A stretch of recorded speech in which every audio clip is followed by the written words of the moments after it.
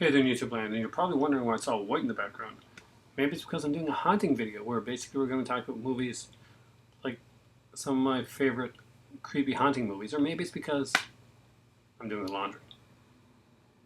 You decide, or use whichever one to your discretion, which you think is best.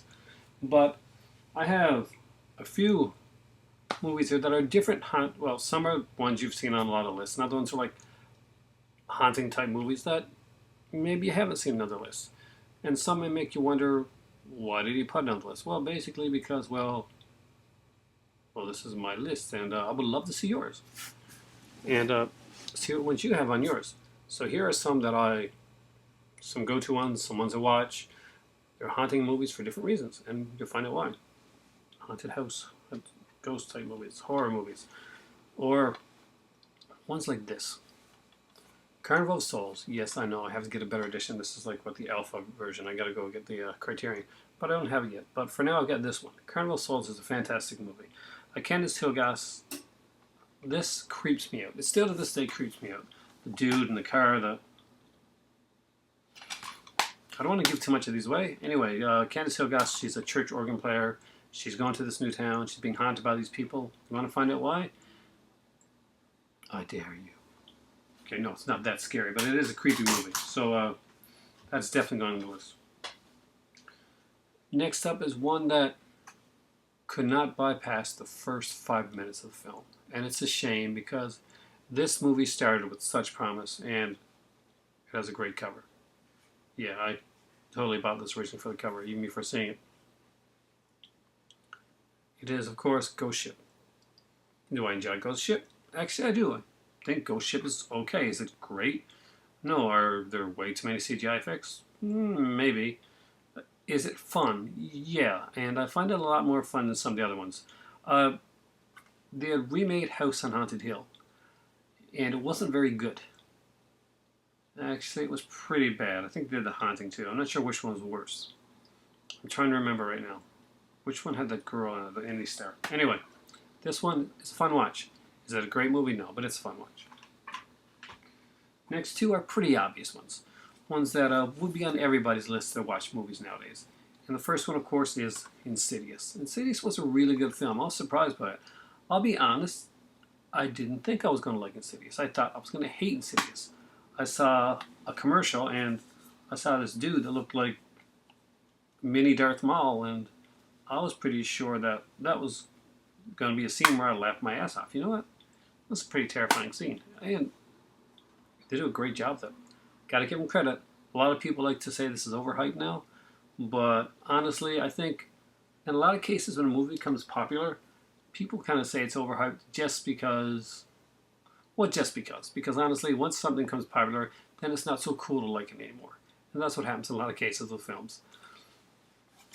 Next up was one, by the same guys who thought they would have done it twice and done it better. And they did with The Conjuring. The Conjuring was a much better movie. You never thought that the sound of hands clapping together could be a pretty scary scene, but you know what? It actually is. It works really well, and there's one sequence there that did make me jump, and I'm not afraid to say that. Looking up. Just looking up. If you know what that means. Insidious and The Conjuring were two good ones. Insidious 2, 1, I don't own it. 2, I wouldn't put it on the list anyway because I don't think it follows up the story and it completes the story of the first film, but it's not scary. Speaking of movies that a lot of people don't find scary, here's one that I thought was so filled with potential, and did it fulfill its potential? Not at all.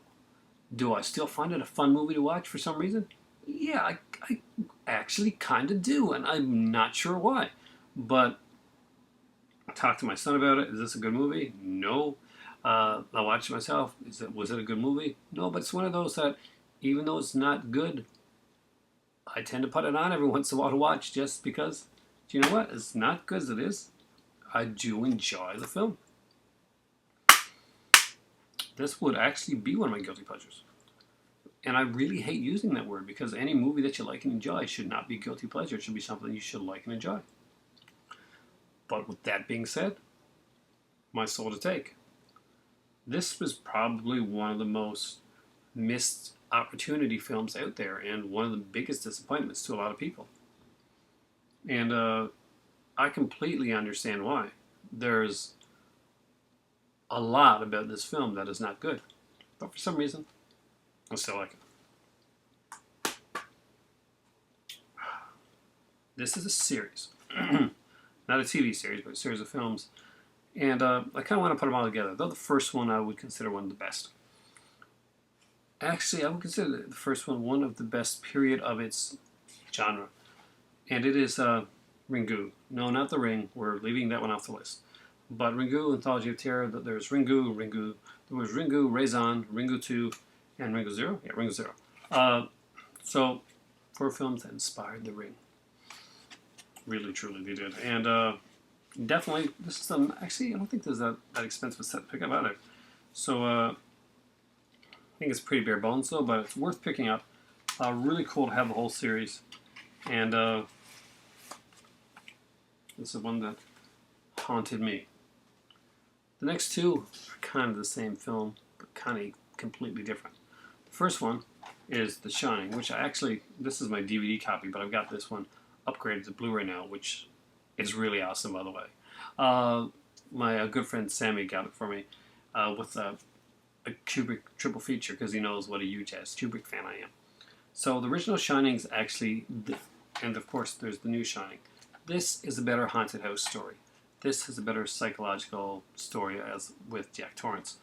But as far as the haunting goes and being creepy and haunting, The Shining wins out.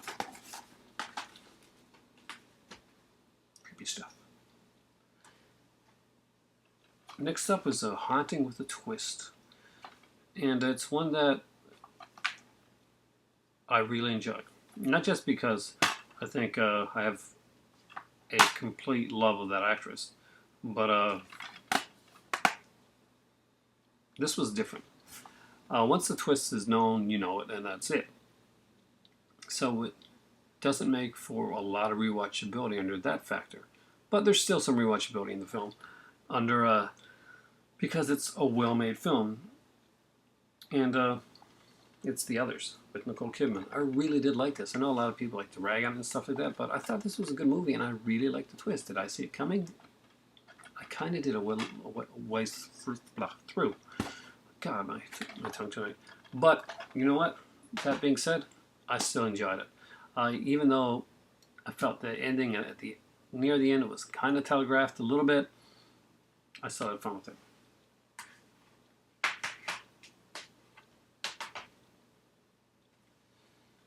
Next up is The Haunting of a Different Sort.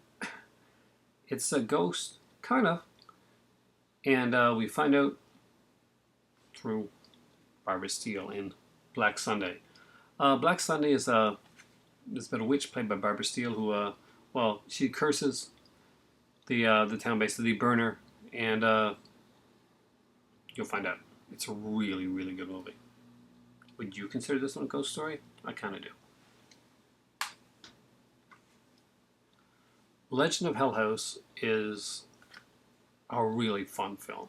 Way, way, way more fun than I expected it to be. And I gotta say, this is one that I wasn't originally going to get, and I got it at the last minute because of the cover. But all that being said, this is a really good haunted house film.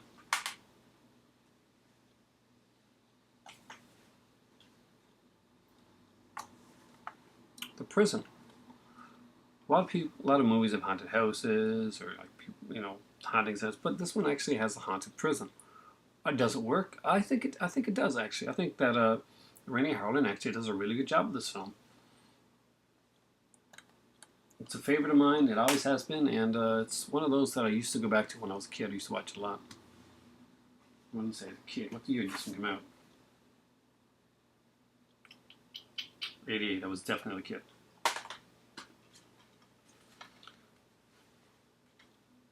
Next up, we're getting to my top ones now. And these are, all the rest of them were pretty much not in order, but the rest of these will pretty much be in order. Next up is the Amityville trilogy. I personally like the second one best, which doesn't really have a lot of haunting. It's more the possession thing. But I do have fun with the first one. I think it is a little slow nowadays, but it still plays out pretty well. And the actors are great in this. Margot Kidder is beautiful.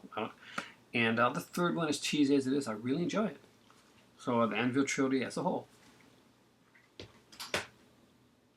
That's my number 5 pick. My number 4 pick is one that a lot of people won't think of as a haunted movie, but it actually is. House by the Cemetery. Think back. Yeah, the little girl and stuff. And what happens then? Well, we all know what happens at the end. If you don't, go and watch this movie. It's really good.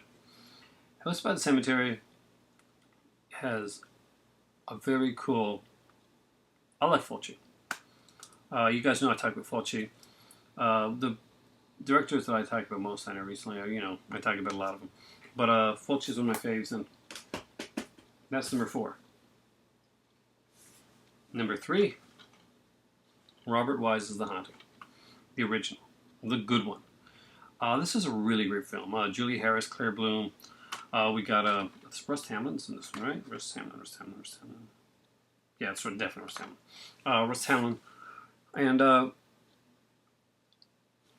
it's kind of a slow burn, but it's haunting the way it should be done. I think there'll be better movies than this on the list, probably, but I don't have them, so haunting definitely goes on the list. Number 2, by Del Toro, and yeah, I found this one pretty scary actually, and it was Devil's Backbone. It is a fantastic movie. If you haven't seen it, really, you should. It is a really, really incredible movie. It's number 666 on the Criterion editions, and it is a beautiful, beautiful film, and it's creepy. Gotta check it out. The number 1 is the one I picked up today.